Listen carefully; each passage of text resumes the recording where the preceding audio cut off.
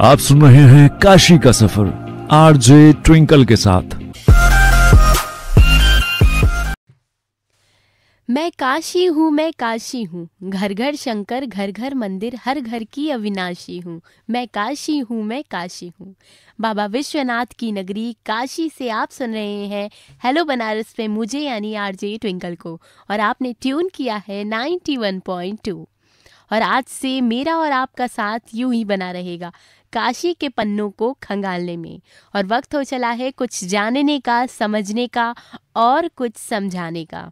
इसी सिलसिले को आगे बढ़ाते हुए आज मैं काशी के इतिहास के पन्नों से ढूंढ के निकाली हूँ उस शौर्यवान महान वीरांगना को, जिसका नाम बताने की मुझे कोई ज़रूरत ही नहीं है। आप खुद ब खुद समझ जाएंगे मेरी इन अगली 4 पंक्तियों को सुनकर।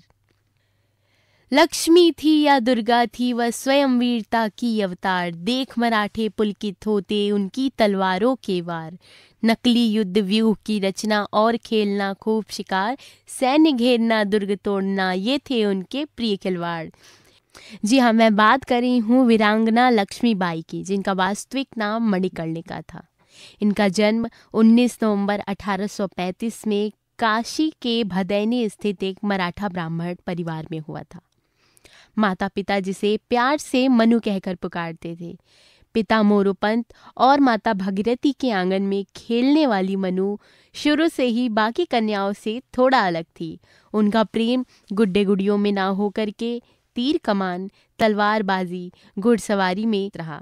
अपनी रुचि के चलते ही उन्होंने आगे जाकर युद्ध कला, घेराबंदी और मलखंब भी सीखी। देखते ही देखते मनु चौथे वर्ष की आयु पूरी कर ही रही थी कि उनकी मां का निधन हो गया। उनके पालन पोषण की संपूर्ण जिम्मेदारी उनके पिता पर आ गई। मोरोपंत ने अपनी जिम्मेदारियों से मुंह ना मोड़ते हुए उन्होंने अपने दायित्व को पूरी तरह से निभाया। मां के निधन के बाद घर में मनु की देखभाल के लिए कोई नहीं था, इसलिए पिता मनु को अपने साथ पेशवा बाजीराव द्वितीय के दरबार में ले गए। चंचल और मनु के सुंदर स्वभाव ने सबका मन मोह लिया और सभी उसे छबीली कहकर पुकारने लगे। सुभद्रा कुमारी चौहान ने अपने पंक्तियों में इनको बहुत अच्छे से तराशा है। कानपुर के नाना की मुंह बोली बहन छबीली थी, लक्ष्मीबाई नाम पिता की वह संतान अकेली थी। नाना के संग पढ़ती थी वह, नाना के संग खेली थी, बरछी ढाल कृपाण कटारी उसकी यही सहेली थी। वीर शिवाजी की गाथाएं उसको याद जुबानी थी, खूब लड़ी मर्दानी वह तो झांसी वाली रानी थी। और जीवन परिवर्तन का नियम है। इस परिवर्तन के साथ मनु 12 वर्ष की हो गई और एक पिता होने के नाते मोरोपंत तांबे को अपने दायित्व की चिंता सताने लगी। और वहीं झांसी में बैठे दीक्षित जी को यह चिंता सताने लगी कि अंग्रेजी सरकार गिद्धों की तरह झांसी पर नजर गड़ाए बैठी। अगर झांसी को समय रहते उत्तराधिकारी नहीं मिला तो यह झांसी भी हड़प लेंगे। सुनते रहिए 91.2 हेलो बनारस पे, मैं हूँ आरजे ट्विंकल आपके साथ। ये एक झलक बताती हूँ कि ब्रिटिशों का भारत में आगमन कैसे हुआ। अंग्रेज भारत में व्यापार करने के नियत से आए थे और फिर धीरे धीरे कई जरूरी फसलें उगवाकर उन्हें दूर दूर तक बेचने लगे, जैसे कि नील, पटसन, अफीम, गन्ना, चाय। और धीरे धीरे भारत में व्यापार ज्यादा करने लगे और चीजों को लाने और ले जाने के लिए रेल लाइनें और सड़क बिछाना शुरू करवा दिया। धीरे धीरे ईस्ट इंडिया कंपनी नील, कॉफी, चाय के बागान भारत में लगाने लगी और इन फसलों को बाहर दुगनी दामों में बेचने लगी। धीरे धीरे ब्रिटिशों ने भारत पर अपना अधिकार जमाना शुरू कर दिया और कहते हैं ना, जब अपने ही गद्दारी करें तो घर तो लुट ही जाना है। इसी प्रकार भारत के व्यापारी, सेठ, राजा, महाराजा सब ब्रिटिश के हित में कार्य करने लगे। अगर कोई राजा अपनी आवाज उठाता भी तो वह उनको उनके पद से हटाकर दूसरे राजा को बैठा देते थे। और एक वक्त ऐसा आया जब अंग्रेज भारत के राजाओं और नवाबों को हटाकर खुद शासन करने लगे और नीति में बदलाव, शर्तों को तोड़ना, भारतीय राजाओं पर आक्रमण करना शुरू कर दिया। अंग्रेजों से मुक्ति दिलाने में मराठों का बहुत संघर्ष रहा है। उन्होंने कई सारे युद्ध किए जिनमें विजय भी पाई और इसके साथ ही सन 1842 में मणिकर्णिका का विवाह झांसी के मराठा राजा गंगाधर राव नेवालकर के साथ हुआ और विवाह के तत्पश्चात महाराज ने मणिकर्णिका को लक्ष्मी नाम दिया और इस प्रकार हमारी मनु बनी महारानी लक्ष्मी बाई। उसके आगे सन 1851 में लक्ष्मी बाई ने एक पुत्र को जन्म दिया, परंतु 4 महीने की उम्र में उनकी मृत्यु हो गई।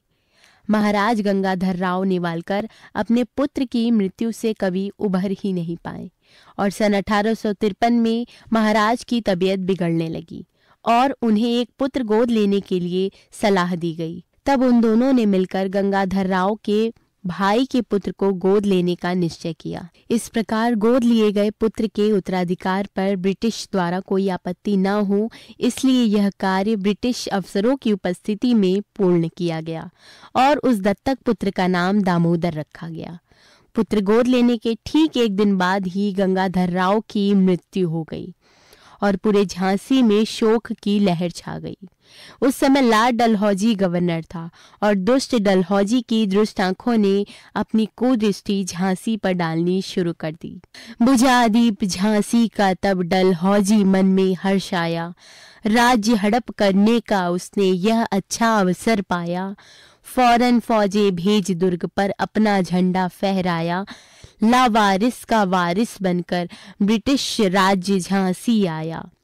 अश्रुपूर्ण रानी ने देखा झांसी हुई बिरानी थी, बूंदे ले हर बोलो के मुंह हमने सुनी कहानी थी।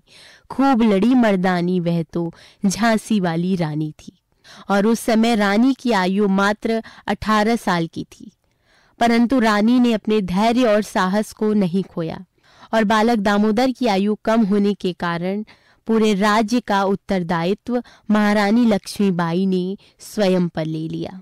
लॉर्ड डलहौजी ने राज्यों को हड़पने के लिए एक नीति अपनाई थी, जिसमें उसने यह नियम बना दिया था कि जिस राजा का कोई अपना पुत्र नहीं होगा, उनका राज्य ब्रिटिश के हाथों में यानी ईस्ट इंडिया कंपनी में मिल जाएगा।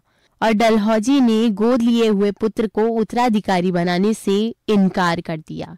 तब महारानी लक्ष्मीबाई ने लंदन में ब्रिटिश सरकार के खिलाफ मुकदमा दायर किया, पर वहां उनका मुकदमा खारिज कर दिया गया। जल्द ही डलहौजी ने सरकारी गजट जारी किया और एलिस के हाथों एक पत्र रानी के दरबार में भिजवाया, जिसके बोल इस प्रकार थे। मुझको गवर्नर जनरल साहब की जो आज्ञा मालकम साहब के द्वारा मिली है, उसको पेश कर रहा हूँ। मेरे सामर्थ्य में जो कुछ था मैंने किया।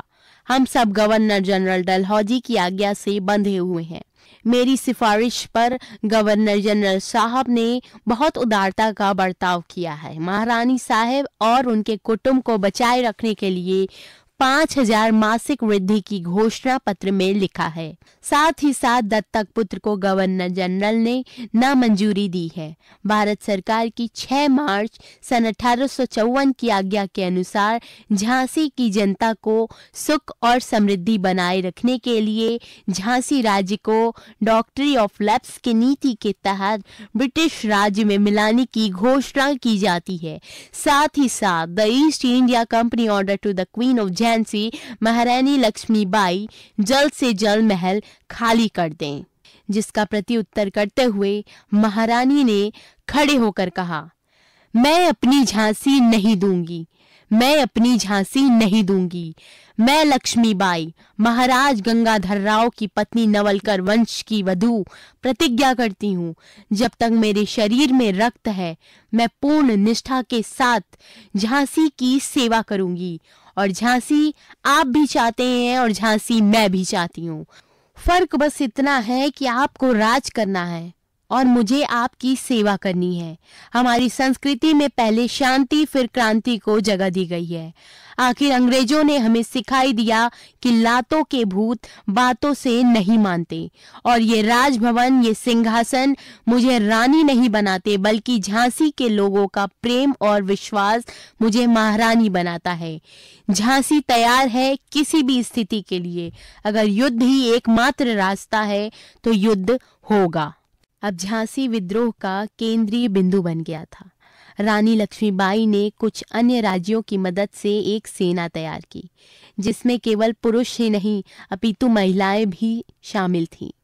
जिन्हें युद्ध में लड़ने के लिए प्रशिक्षण दिया गया था। उनकी सेना में अनेक महारथी भी थी, जैसे गुलाम खान, दोस्त खान, खुदा बख्श, सुंदर मुंदर, काशीबाई, लाला बाऊ बख्शी, मोतीबाई, दीवान रघुनाथ सिंह, दीवान जवाहर सिंह आदि। उनकी सेना में लगभग 14,000 सैनिक थे।